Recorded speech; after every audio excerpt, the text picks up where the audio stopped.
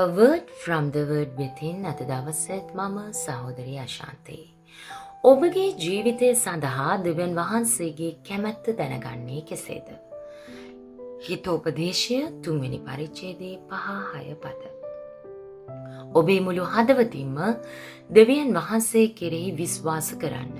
ඔබේම බුද්ධිය මත රඳා නොසිටින්න. ඔබේ සියලු මාර්ගවලදී උන්වහන්සේව පිළිගන්න. එවිට උන්වහන්සේ ඔබගේ මාර්ගය ඍජු කරනු ඇත. ප්‍රේමවන්තයනි, දෙවියන් වහන්සේගේ කැමැත්ත දැනගන්නේ කෙසේද යන්න පිළිබඳව මේ උදෑසන මම ඔබ සමග කතා කිරීමට කැමති වෙනවා. පළමුවෙන්ම දෙවියන් වහන්සේ Tamanගේ කැමැත්ත අපගෙන් සංගවා නැති බවත්, උන්වහන්සේ ඒකට උත්සාහ නොකරන දෙවි කෙනෙක් බවත්, උන්වහන්සේ ඔබට මට මඟ පෙන්වීමට කැමති බවත් අපි තේරුම් ගත යුතු සත්‍යතාවයක්. එමෙන්ම මේ වෙනුවෙන් උන්වහන්සේට යම් කොන්දේසියක් තිබෙනවා ප්‍රේමවන්තයනි. ඔබේ මුළු හදවතින්ම ස්වාමින් වහන්සේ කෙරෙහි විශ්වාස කළ යුතුයි. මේ අදහස් වෙන්නේ ඔබේ හැකියාව හෝ ඔබ ගැන තියෙන විශ්වාසය මත රඳා සිටීම නොවේ. ඒ වගේම ඔබේ බුද්ධිය මත රඳා සිටීමත් නොවේ. වෙනත් වචන වලින් කියනවා නම් මිනිස්සෙකු තුල ස්වභාවිකම තියෙනා වූ තර්කණය, එහෙම නැත්නම් ඔහු සුරක්ෂිත වීමට බලපාන ඔහු තුල තියෙන ස්වයං අවබෝධයෙන් ගැන තියෙන විශ්වාසය නෙවෙයි. දෙවියන් වහන්සේ පමණක් Tamanගේ මඟ පෙන්වුම් කරු කියන විශ්වාසය ඇදහිල්ල තුල ඔහු රඳා පැවතීම පමණකි. ඉතින් මේ ස්ථානයේ උන්වහන්සේ දක්වන ඔබේ සියලු මාර්ගවලදී උන්වහන්සේව පිළිගන්න. මෙහිලා පිළිගන්න කියන වචනය ගැන අපි විමසන වෙලාවේ හේබ්‍රේව අර්ථය හැටියට දෙවියන් වහන්සේ හඳුනා ගැනීම පමණක් මෙහිදී සඳහන් වෙන්නේ නැහැ. උන්වහන්සේ සමග සමීප සම්බන්ධතාවයක් පවත්වා ගැනීම, උන්වහන්සේගෙන් උපදෙස් විමසීම, උන්වහන්සේට යටහත් වීම මෙහිදී අපිට දැනගත හැකි සත්‍යතාවයක්. ඉතින් මෙහිදීන් පසු උන්වහන්සේ අපිට පොරොන්දුවක් වෙනවා. එනම් උන්වහන්සේ ඔබගේ මාර්ගය ඍජු කරන බවට.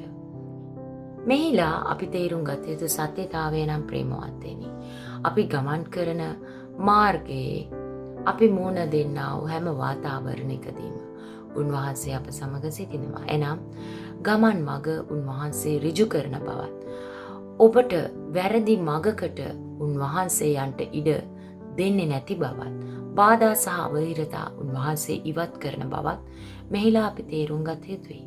එනිසා දෙවියන් වහන්සේගේ මඟ පෙන්වීම සංකීර්ණ දෙයක් නෙවෙයි ප්‍රේමවන්තයනි. ඒ ඇත්තටම දෙවියන් වහන්සේ සමග ඇති නිවැරදි සම්බන්ධතාවය තුල ගොඩනැගෙන ප්‍රතිඵලයක්. දැන් මම ඔබට යම් මූල ධර්මයක් පෙන්වා දෙන්න ප්‍රසන්න වෙනවා, කැමති වෙනවා.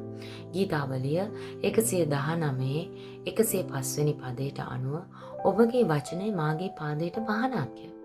දෙවියන් වහන්සේ තමන් වහන්සේගේ මුළු සැලැස්ම එකවර ඔබට මට පෙන්වන්නේ නැහැ ප්‍රේමවන්තයනි. අපගේ මුළු ගමනම ආලෝකමත් කරන විශාල ආලෝක කදම්බයක් නෙමෙයි පහනකින් අපට ලැබෙන්නේ. එය අපේ ඊළඟ පියවර ආලෝකමත් කරන පුංචි ආලෝකයක් පමණයි. එය අපි හොඳින් තේරුම් ගත යුතු සත්‍යතාවයක්. ඉතින් මේ ආලෝකය දැනටමත් ඔබටත් මටත් ලැබී හමාරයි. එය උන්වහන්සේගේ වචනය කරන කොටගෙන වූ එළිදරව්වක් තුළින් ලැබී ඇති. ඉතින් අපි කල යුත්තේ මේට කීකරු වීමයි. ඔබ මා ඒට කීකරු වන්නේ නැත්නම් අපි ඊට වඩා වැඩි ආලෝකයක් බලාපොරොත්තු වෙනවා නම් අපි මෙහිලා තේරුම් ගත යුත්තේ අපි යම්කිසි නපුරක පැටලී ඇති බවයි. ඉතින් බොහෝ දෙනෙක් අසමත් වන්නේ මෙන්න මේ ස්ථානයේදී.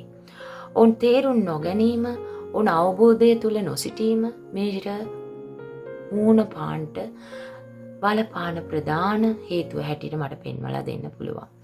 ඉතින් දෙවියන් වහන්සේගෙන් මඟ පෙන්වීම ඉල්ලා සිටින නමුත් උන්වහන්සේ දැනටමත් තම වචනය තුල පවසා ඇති දෙයට කීකරු වෙන්න ඔවුන්ට තේරුම් ගන්න බැරි ස්වභාවයක ඔවුන් සිටීම අපිට මෙහිලා පෙනෙනවා.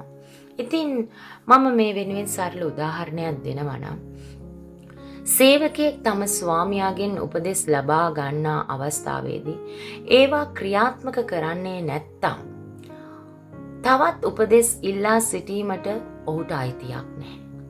දෙවියන් වහන්සේ සමග එය හරියටම අපි සසඳා බලනකොට මේ කාරණයත් එක්ක මේ දේ මේ ආකාරයට තිබෙනවා.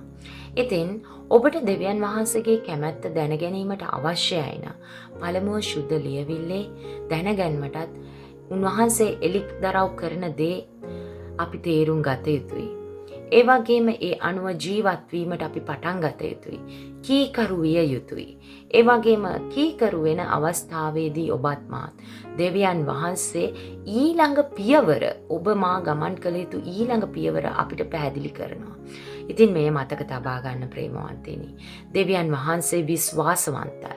ඔබ උන්වහන්සේගේ කැමැත්ත ඉටු කිරීමට සම්පූර්ණයෙන්ම කැප වී ඉන්නවා නම් උන්වහන්සේ ඔබට නිවැරදි මඟ පෙන්වීමට උන්වහන්සේ ගෙන යන්ට ප්‍රසන්න වෙනවා වගේම ඒ වෙනුවෙන් උන්වහන්සේ කටයුතු කරනවා. ඉතින් මෙහිලා තියෙන සැබෑ ප්‍රශ්නය මඟ පෙන්වීම නෙමෙයි. සැබෑ ප්‍රශ්නය වන්නේ කීකරුකමයි. සිතන්න. ඔබ කීකරු වීමට කැමති නම් දෙවියන් වහන්සේ ඔබට මඟ පෙන්වීමට කැමැති බව වටහා ගන්න. ස්වාමින් වහන්සේ ඔබව ආශිර්වාද කරන සේක්වා.